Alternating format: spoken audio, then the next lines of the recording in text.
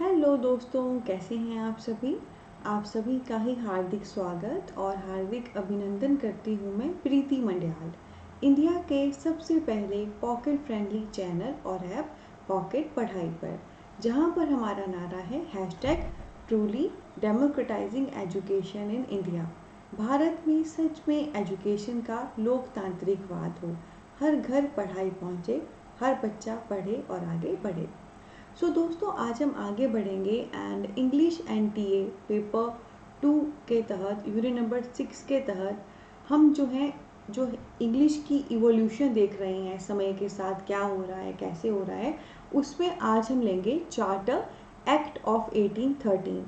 तो इस पे शुरू करने से पहले एक बात मैं कहना चाहूँगी, ये जो इवोल्यूशन हम देख रहे हैं इंग्लिश की, इसमें इस एक्ट को शुरू करने से पहले बेसिकली मैंने काफ़ी सारे पर्सन्स आपको करवाए, like Hasting, Macaulay, Raja Ram Mohan Roy and all. तो वो हमने पर्सनल पॉइंट ऑफ व्यू से, पर्सोना पॉइंट ऑफ व्यू से एक पर्सन का क्या कंट्रीब्यूशन रहा है इंग्लिश को लेकर वो हमने किया, या एजुकेशन सिस्टम को लेकर वो हमने किया।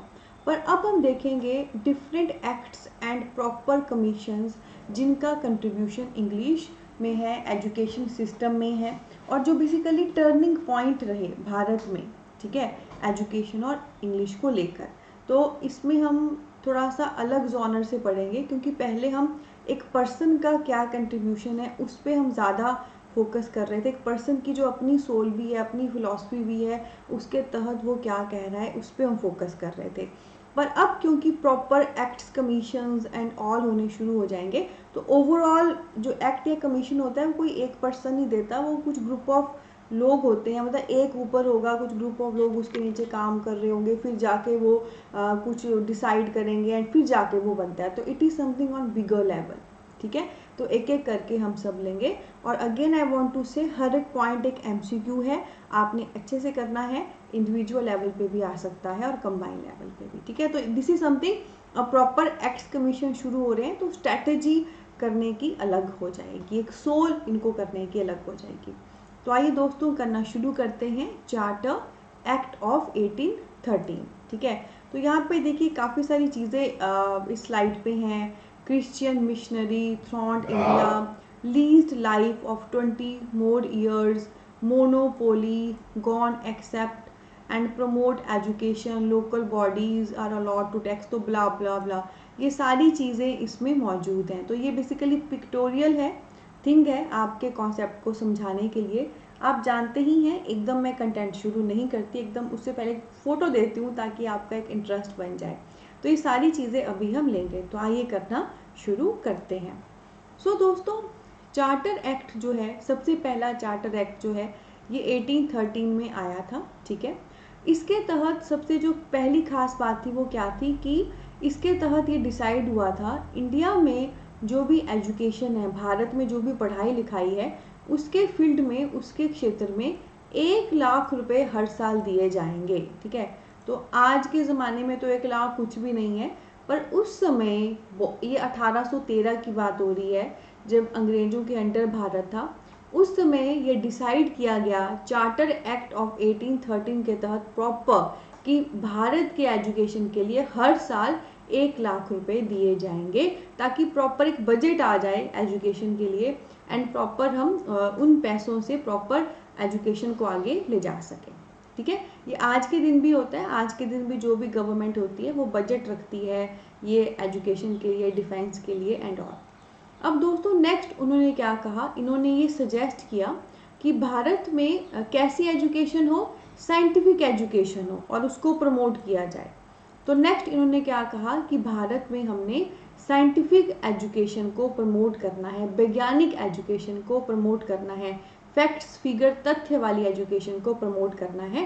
क्योंकि इससे पहले भी मैं बहुत बार बता चुकी हूँ, भारत में अंधविश्वास, सुपरस्टिशन बहुत ज़्यादा था, जो अब भी है पर बहुत कम है। तो उनको यही लगता था कि इसको ख़त्म करने का एकमात्र रीज़न है लोगों पे एजुकेशन सही दी जाए, रूट्स लेवल पे काम की जाए, और अगर साइंटिफिक एजुकेशन हो, तथ्य बेस्ड, फैक्ट बेस्ड एजुकेशन, लोगों को चीज़ों को देखने का नज़रिया बदले, लोगों की सोच बदले, तो ऑब्वियसली ये चीज़ कम हो जाएगी। तो नेक्स्ट इन्होंने जिसको सजेस्ट किया, जिसको फेवर किया, जिसको सपोर्ट किया, that was scientific education in India, मतलब प्रॉपर फैक्ट बेस्ड एजुकेशन हो, लोग इस प्रकार से पढ़े कि कोई सी भी चीज़ पे ऐसे ही बिलीव ना कर लें, बल्कि उसके पीछे पहले फैक्ट ढूंढें, अगर सही लगता है तो ही आगे बढ़ें। इसके बाद दोस्तों उन्होंने नेक्स्ट क्या कहा कि लिटरेचर की फील्ड में इम्प्रूवमेंट हो और लिटरेचर रिवाइव हो, मतलब लिटरेचर नए सिरे से आए, इसके लिए भी हमें एफर्ट्स ऐड करने हैं। ठीक है, यानी कि भारत का जो भी लिटरेचर है उसको ऐसा नहीं कहा कि बुरा है, ऐसा नहीं कहा, कहा ठीक है, पर हमने इसको और इम्प्रूव करना है, हमने इसको और बेस्ट करना है, हमने इसमें नए नए रिवाइवल लाने हैं, नई नई सोचें लानी है, नया नया आइडियाज़ लाना है।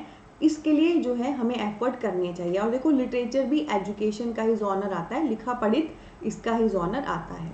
इसके अलावा दोस्तों एक खास बात थी, इन्होंने कहा कि मिशनरीज हमने प्रॉपर सेटअप करनी है भारत में, ताकि large number of modern English school बन सके। मिशनरी आपने सुनी होंगी, आज भी मिशनरीज स्कूल होते हैं ना, जिसमें वो नन्स होती हैं एंड ऑल, जहाँ पे इंग्लिश लैंग्वेज पे पढ़ाया जाता है एंड ऑल। हाँ, आपके कितने सारे नोन होंगे जिनको कहा जाता है ना, स्कूल में अगर हिंदी में बात कर लिया मदर टंग में तो फाइन होता था, इंग्लिश में ही बात करनी है, तो ये वो मिशनरी स्कूल हैं। इनको इंडिया में एंटर करने की परमिशन 1813 में मिली थी।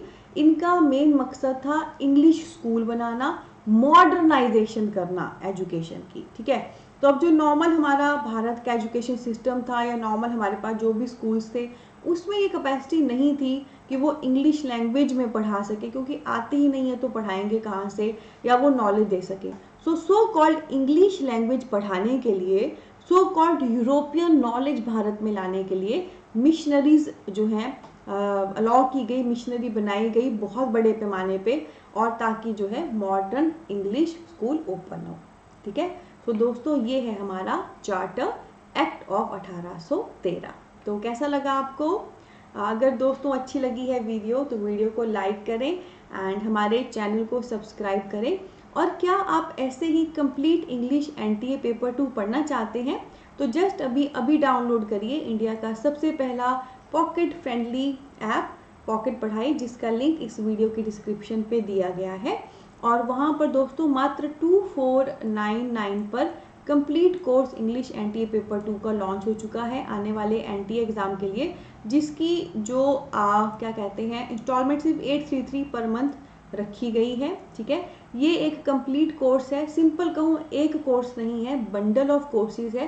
प्रॉपर हर यूनिट पर इस पे अलग से स्टडी मटेरियल, एमसीक्यूज, लेक्चर्स हैं, लाइव डाउट क्लियरिंग सेशंस हैं, एंड साथ में mock test, practice paper, test series और पीवाईक्यू है। तो आम के आम गुठलियों के दाम। साथ में दोस्तों हमारा कॉन्टैक्ट नंबर भी इस वीडियो के डिस्क्रिप्शन में दिया गया है। आप में से किसी की कोई भी क्वारी हो स्टडी रिलेटेड, इस कोर्स को रिलेटेड, तो आप हमें व्हाट्सएप पे कॉल कर सकते हैं। मैं खुद और हमारी टीम खुद आपको पूरा गाइड और असिस्ट करेगी। साथ में दोस्तों बहुत खूबसूरत परिवार है हमारा फेसबुक, इंस्टा, टेलीग्राम पर, वहाँ पे भी हमें फॉलो करना ना भूलें। और एक और चीज़ है दोस्तों, ये जो एक एक टॉपिक पर मैं एक एक ही लेक्चर ला रही हूँ, हालांकि ये बहुत बड़े नहीं हैं, छोटे छोटे लेक्चर हैं, क्योंकि मेरी एक चीज़ रहती है, मैं एक लेक्चर में एक टॉपिक कवर करती हूँ। ठीक है, अगर ये टॉपिक बड़ा होता तो ये आधे घंटे का भी चला जाता, पर ये पक्की बात है आधे घंटे से ऊपर मेरा कोई लेक्चर नहीं होता। अगर आधे घंटे से ऊपर जाने वाला लेक्चर हो तो मैं उसको 2 या 3 भागों में बांट दूंगी, डिपेंडिंग अपॉन दी कंडीशन की वो कितना बड़ा है। ठीक है, तो इस हर एक लेक्चर में आपको शॉर्ट, क्रिस्प, मज़ेदार, जायकेदार टॉपिक वाइज आपको हर चीज़ मिल रही है। और हाँ, आप जानते ही हैं ना, इस यूनिट पे जो भी मैंने आपको एक्ट कराया, अभी एक्ट चलो शुरू हुए हैं, कमीशन कराए या पर्सन कराए, सबको मैंने कहा है क्लास में पढ़ने के बाद, समझने के बाद, कॉन्सेप्ट बिल्ड करने के बाद आपने विकिपीडिया से देख लेना है। तो सेम थिंग यहाँ भी अप्लाई होती है। ये मैंने आपको पढ़ा दिया, बेसिक इसका सारा बता दिया, इसको भी आपने विकिपीडिया से देख लेना है। इसी नोट पे लेती हूँ अलविदा। बहुत सारा प्यार, बहुत सारी ब्लेसिंग। Take care.